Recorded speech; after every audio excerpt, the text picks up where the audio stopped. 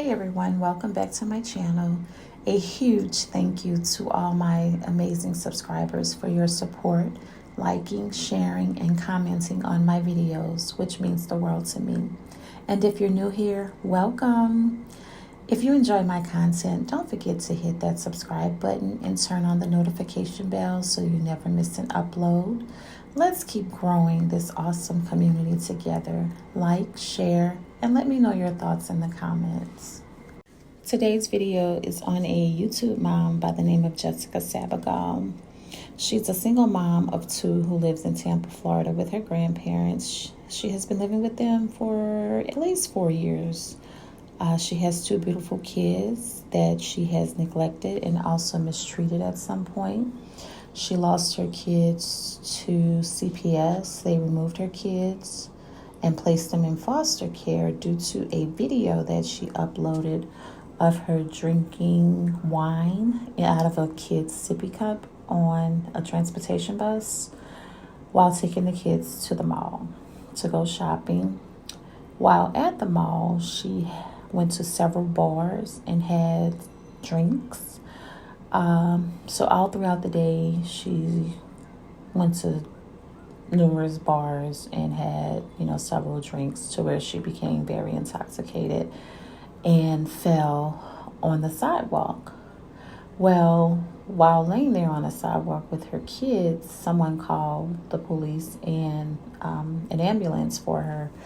So when they arrived, they ended up taking her to the hospital. She stayed there overnight. They released her the next day. She went home and she had visitors that day, which was the police and CPS. So they discussed everything with her, told her that they were taking the kids and placing them in foster care, which you can go back to my shorts. I have been uploading videos on her for the past few weeks now. And I do have that video uploaded on there as well. But I just wanted to give you guys a little background of who Jessic Sabogal is. But this video is titled, I Need a Man, I Need a Man. And the reason why I titled this video that is because throughout all of her videos, that's one thing that she has to put in her videos, that she has said she needs a man, she needs a man, she needs a husband. So let's check out and see who Jessic Sabogal is. And I also want to say this. This situation is deeply troubling and raises serious concerns and priorities, decision makings, and long-term impact of trauma. She does suffer with trauma. She's definitely battling some mental illness issues, and she needs help. She's an alcoholic. She smokes marijuana. She likes to party. And like I said, did I mention she needs a man? So let's go ahead and get into this video. I've just been wanting to smoke, you guys. I really want to smoke. I just don't feel like it's been accepted. So my whole life I've always just had to feel like I have to hide it. And then every single time I get pregnant, I just start getting paranoid and I have to stop. And I did a little here and there with Max. I would stop and then I would do it and then I would stop. And then it's like what I was just about to say, I was thankfully it didn't show up when I gave birth. And it's why do I keep having to stress about what the fuck? I literally stressed for 9 months for a moment that lasts a day or two. I just want to have sex. I want to be with a man. I want my kids to have a father. I just want to lay up in bed and smoke with my man. And just fucking make love and have sex. My baby, please, please have her forgive the times that I've been, snappy or that I've been aggressive with her. Lord, please help my son. I really want to find a father for him, Lord. I want him to be a strong heterosexual man of God, Lord. I don't want him having no feminine voice or, being too feminine because he's around me too much, Lord. So please help me find a father figure for both my babies, Lord. Continue to wrap your arm around me. Heal my grandma, Lord. Please calm her heart, make her more understanding, make her more patient with me, Lord, until I can get out of this house. Please help me. You guys don't know, but I talked to Chris last night. Chris is like the 50-year-old. And then I just like got so angry, like, why do I have to talk to a grown-ass man for me to get out of this house?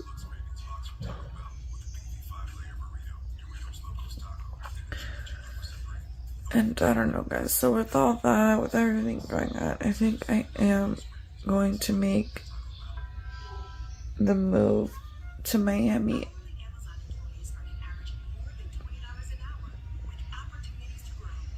One thing I've noticed in all of Jessica's videos, she's always crying and always ranting about her grandmother and her aunt, talking about her parenting, how trifling she is and lazy, how she doesn't want to work. Well, in her own words, she will never get a job because she's a content creator and she gets paid by YouTube. That's her job. So she refuses to work a 9 to 5. No, CPS has suggested it will look good in her favor to get some type of employment, but she doesn't feel the need to do so. This young lady will do any and everything just to get out of her grandparents' home. And like I said, it's very troubling and dangerous as well because you're meeting people to whereas, you don't know what's going on in their lives. You don't know who they are, what they're capable of, or anything. But as long as you can get out of your grandparents' home and find some man that is willing to accept you and move you into his place or his home. And it could be just for the time being, just until he's finished with you, you're all washed up and everything, and then kicks you out and move on to the next. But hey, you're not looking that far. You're just looking at the moment. At the moment, I need to get out of my grandparents' home. So I'm going to go ahead and stop right here and continue the video. But y'all, this situation is dire. And dire situations call for desperate measures. So I need to start warming up to Mark. Yeah, because Chris, the older man, he's giving like good vibes, but he has a very feminine voice, and he reminds me of my mom's friend Marcelo. He has like that gay, like black man voice, and I'm like, I feel like he's straight because he's like, Christian, but I just can't help. I can't help but think of Marcelo when I hear him. Like, I picture him talking to Marcelo, to be quite honest. So, yeah, I don't think it's going to work. I know I need a masculine man. I'm not going to say anything. Mark is up there. Is he the king of alphas? Maybe not, but, yeah. Now, Mark is her son's dad. That's the last baby that she had, Jets. I'm going to insert a little clip here so you can see Mark. It's too bright for us. Okay, but he doesn't just have you in his blood. He has me too. Yeah, but not too much in the eyes. Come, boo, boo. Oh, okay, I got it. Let it here. Let it. This your daddy, Jets? Wagwan. Look at the trees. Y'all, when I first saw that clip, my mouth fell to the floor. I mean, I was in shock. You actually have to meet your baby daddy in between homes, outside, just so he can see his son. I mean, who knows the reason why grandmother won't allow him in the home, but damn. Hey guys, it's Jessica, your favorite. Okay, I'm not gonna lie, when I just did this scene, I was like, I already had it in my head what I was gonna say, but now that I'm actually about to say it, and like the baby's here, I can't say it. But basically, I was gonna say it's your favorite HOE mom. It's your favorite HOE mom, Jessica. That's what we just started saying. We just spell it out. You guys, I am so pitiful. Like, it's concerning how like low I can get. Literally. It's not even that funny. Okay. Oh my god, guys. Like, I guess I'm trying to stall what I'm about to say because, like, I'm still processing what I just did, too. So, Jet's dad was just here. And we did what we did when we made Jets.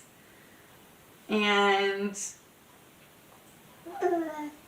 I feel kind of shitty, but not so. I guess I've felt in worse, but like I can kind of tell that Mark sort of likes me. I don't want to say he's like in love with me, but I do feel like there's, or he could just be really, and I'm just here, you know, I'm just an option for him. So it may also be that, but I think I am a far-fetched. I don't know. So yeah, I'm just like, so, okay, we're just gonna like kind of disregard my baby for a second. Like, let's just like pretend he's not here. On a serious note, like for real. I'm kind of upset. I'm not upset. I'm just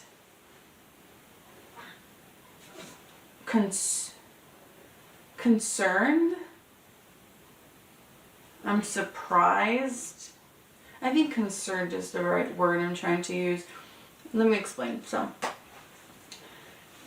I haven't had sex in like a year. And so, for those of you who don't know, I feel like I'm so good with like saying information as far as like retelling. What am I talking about? I don't know what I'm saying. Basically, like, I'm good at like resharing things that I want to share. And I think it's like, I'm gonna let you guys in. I think it's like it's kind of like sort of a protective mechanism. And it's also kind of like narcissistic in a sense, because basically I'm super, super open with you guys. So much to the point where you guys think I'm telling you everything, but there are some things that I don't think I would ever open up about. 2 days there's like something. And I guess, I don't know, is that like something like 6... Oh my god, literally what I thought was just about to happen. Hi guys. I just want to quickly say that I obviously can get this dirty, but this is not like my normal, you know what I mean? Like, I don't know, today's been like... Okay, so... Yeah, this is the type of stuff that she uploads to her channel. Like I said in the beginning, this situation is deeply troubling and raises some serious concerns.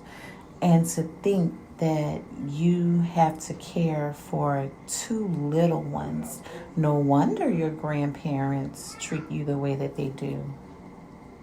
And I voluntarily did an AA meeting. I was gonna do a narcotic one, but I couldn't find it. We'll just do alcohol because the Zoom was lit. There was like over 100 people in there. I was like, damn, I should have been in there. Like, I feel like my baby daddy, my future husband is in here. You know, he's seeking help too. Yeah, it was a lot of people in there. It was really fun. It was vibey. Like, we got people from the UK, like all these accents. I'm like, yes, ma'am. This young lady seriously needs help, and with her being an alcoholic and a weed smoker, it has definitely done some damage. That's right. You heard her right. She should have been joined AA meetings a long time ago, because she could have found her husband, her next man, her next victim. But on a serious note, having children removed by CPS isn't a personal loss. You really have serious issues such as neglect, substance abuse, and instability. Instead of focusing on rebuilding your life to regain custody, you are prioritizing it by finding a man. You're seeking a man and a husband while looking for a savior to rescue you from your living situation with your grandparents, not even giving a F about your kids or what they may be going through. I mean, it's sad for the kids. You have a mom that is selfish, that only cares about her needs and wants, and overlooks her kids. I mean, nowadays, we're finding a lot of parents that give birth to kids or have kids. They're being neglected, mistreated, misused, and even unalive. And it's very concerning. But let's go ahead and continue. And so I spoke with Chris. Chris is the man I met from Tinder. And honestly, y'all, I think this is the one. You know what I mean? Just based on, my experiences on online dating and just everything, I think I should give him a chance. He's the best candidate as of now. This girl is a user. She doesn't care who she uses or how she uses them. Guess she couldn't get under Mark. No, that's because Mark doesn't care about you. Mark only uses you for what he can get for the time being. Because if Mark had any, and I mean any, care in the world, his son would not be in foster care. His son would be living at home with him. But I thought you said 50-year-old Chris sound gay. And so I'm going to be staying with him at the Hard Rock. So after I go see about the DCF, I'm going to go have dinner with Chris. And then I have a Papa John's interview at 5. And so he's going to take me and everything. And then we're going to go pick up my things from Patricia's. Which is really scary, y'all, because I have never met this man. And I'm about to come live with him. But I mean, I've spoken to him, and he has his doctors in theology. He's a man of God. He has 2 grown daughters. He has businesses. I trust that he's not gonna hurt me. And so I think it's a cool thing that we're at the Hard Rock. It feels like we're not in the middle of nowhere, which is nice. I've never been to the Hard Rock Hotel, or I've been to the casino twice, but I'm like, you better not take me where it smells like cigarettes. I do not like the smell of cigarettes. I'd rather just go sleep under a bridge than go stay with you in your cigarette room. I farted. Yeah, guys, so I'm holding off on eating, y'all, because I just don't have the money to just be buying food. I want to save the money I have, and just for little expenses, my bus freaking pass still is not working, so just using the money from my bus passes and just little things I had to print $3 today. I spent $3 today at UPS printing, so I'm just gonna wait to have dinner with Chris and have him spend money on food and stuff but yeah, Patricia really hurt my feelings, y'all. It feels like I felt like I was back home at my grandma's, and my grandma was hurting my feelings.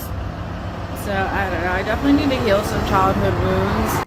While she's searching for a relationship, her children are in the foster system, likely confused, scared, and in need of a stable parental figure. This isn't just about her life anymore. Once you have kids, your number one priority are those kids. If she truly wants them back, should finding a man be her top priority, or should be working towards proving she can provide a stable, healthy home for her and her children? This situation is part of a larger pattern, instability leading to poor decisions, which then leads to even more instability. If she doesn't break the cycle, what happens next? Will this new relationship actually improve her situation, or will it create more and new problems that pushes her further from regaining custody? Who knows? Yeah, just one. Thank you. You look good, babe. She definitely made sure she had to eat good that night because that may be her first and last. I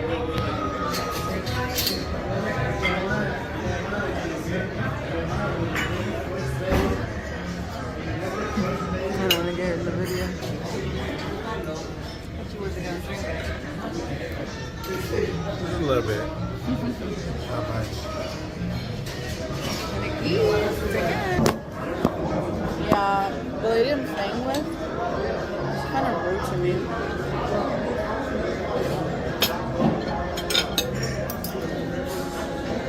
How's that?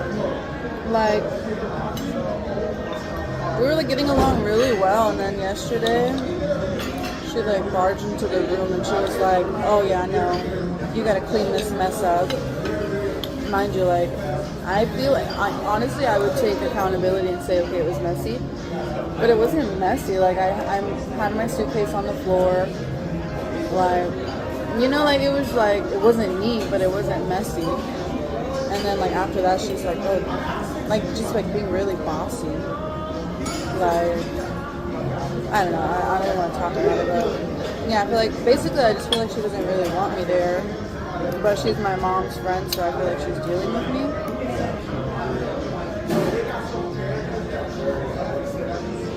You like your pasta, baby? It's okay. It's alright.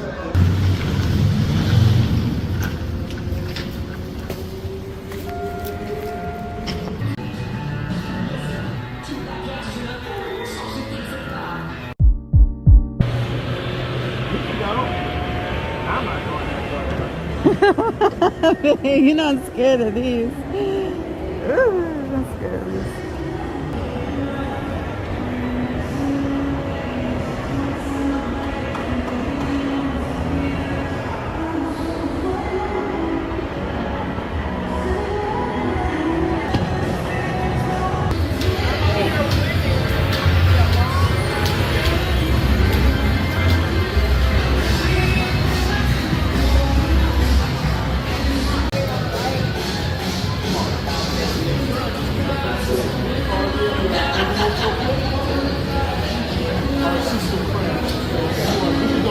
Thank you.